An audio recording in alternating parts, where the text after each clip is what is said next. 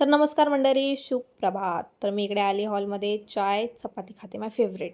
आणि then इकडे मामा पण होता. "अरे तोंड बंद कर, कर. अरे बंद, अरे मच्छर जायचं." हां, केलं.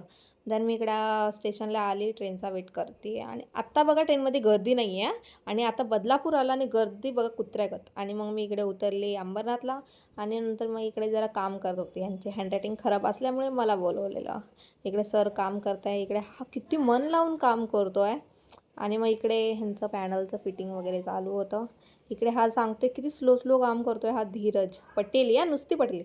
"बाबू आपने खाना खाया क्या?"